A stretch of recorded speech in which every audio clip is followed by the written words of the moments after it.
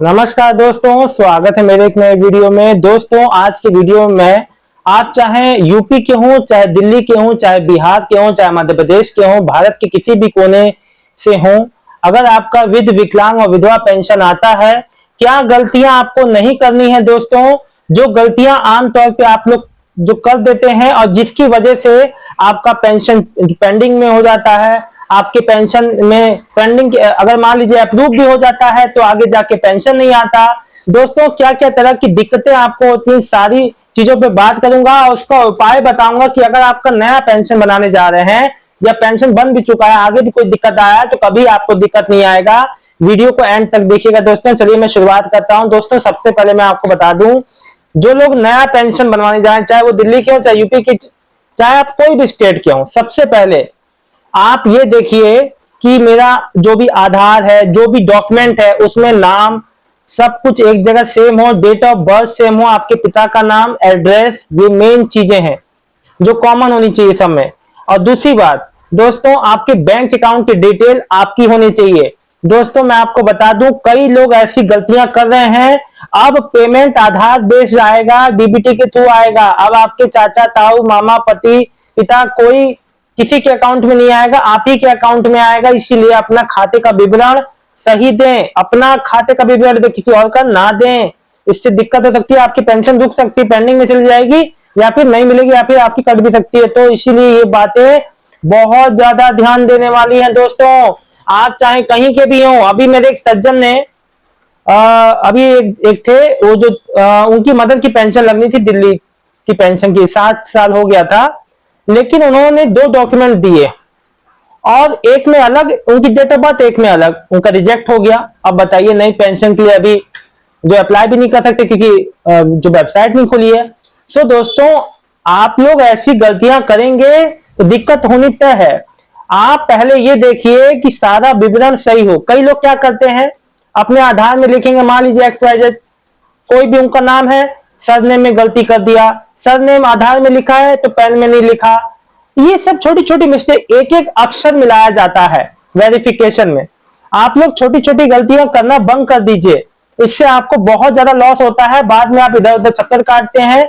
मैं वो बात बता रहा हूं दोस्तों जो शायद इंटरनेट पे कोई ना बताए, क्योंकि मैं आप लोग की मैं ये जो तकलीफ देख के मुझे रोना आ जाता है कई बार कि इतनी छोटी छोटी लापरवाही की वजह से आपका साल साल भर से पेंडिंग नहीं आता, पैसा नहीं आता, पेंशन का रुक जाता है। एक मोहतरमा थी, एक मैडम थी, उनने कहा कि सर हमारा पेंशन नहीं आया। मैं डीबीटी चेक कराइए, पता चला 1.5 साल से उनका डीबीटी बंद था, मतलब कि पेंशन जब से चालू कराई थी तब से उनका ऑन ही नहीं था। अब सोचिए दोस्तों, 1.5 साल से उनकी 2,500 रुपए नहीं आ रहे थे। वो थी दिल्ली की, अब वो इतनी ही बहुत ज्यादा परेशान है, आर्थिक रूप से तंग है, फिर भी इतना ज्यादा परेशान हुई। सब कुछ होते हुए भी एक छोटी सी गलती, लापरवाही से सारा पेंशन आके रिजेक्ट हो जा रहा था, वापस लौट जा रहा था। तो आप ऐसी हाथ जोड़ के विनती करता हूं, ऐसी नई पेंशन बनवाने जा रहे हैं तो सबसे पहले अपने सारे डॉक्यूमेंट्स को सही करवाइए। कोई गलती है तो फिर पेंशन बनवाइए। और अपना एड्रेस, मोबाइल नंबर, ये नहीं कि मोबाइल ऑन है और फिर इसको बंद, मोबाइल हमेशा एक नंबर रखिए लेकिन एक्टिव रखिए उसे। ये बात जो मैं आपको बता रहा हूं दोस्तों, शायद कोई ना बताए। मेरी खुद की बीवी की विकलांग पेंशन आती है तो मैं खुद जानता हूं कि कितनी दिक्कत तकलीफ हो सकती है आपको अगर एक भी चीज की गलती हो गई तो।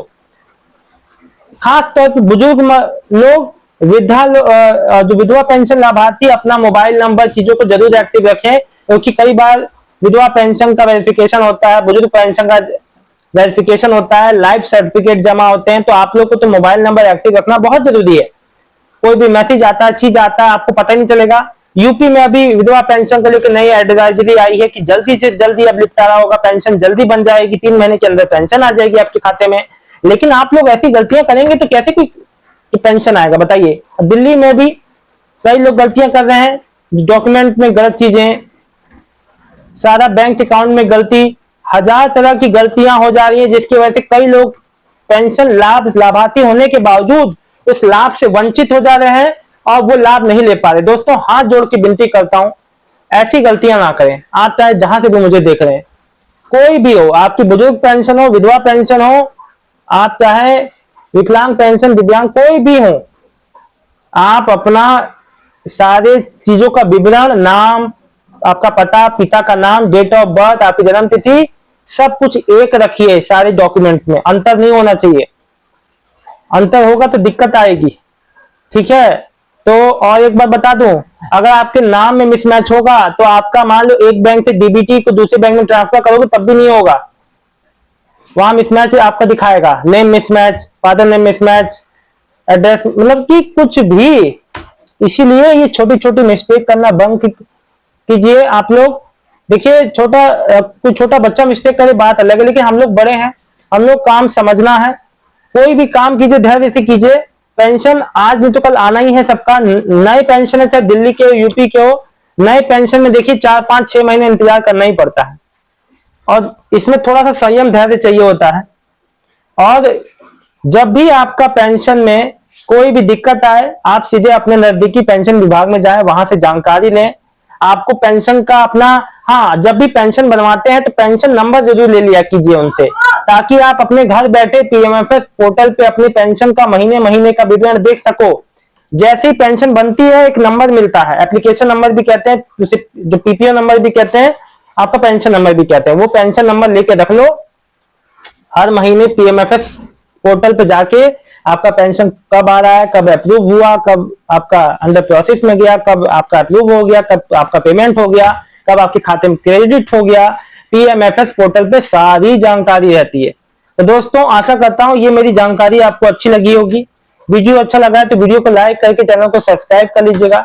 मिलता हूं एक नई वीडियो में एक नई जानकारी के साथ। तब तक के लिए सभी मेरे यूपी, दिल्ली, बिहार, हरियाणा, पंजाब, महाराष्ट्र कहीं से भी मुझे देख रहे हैं, है ना, आप सभी मेरे विकलांग, विध और जो विधवा पेंशन लाभार्थियों को बहुत बहुत धन्यवाद दोस्तों। आपका दिन शुभ हो। ये वीडियो शेयर कर दीजिए ताकि सब तक की नॉलेज पहुंचे। बहुत बहुत धन्यवाद दोस्तों।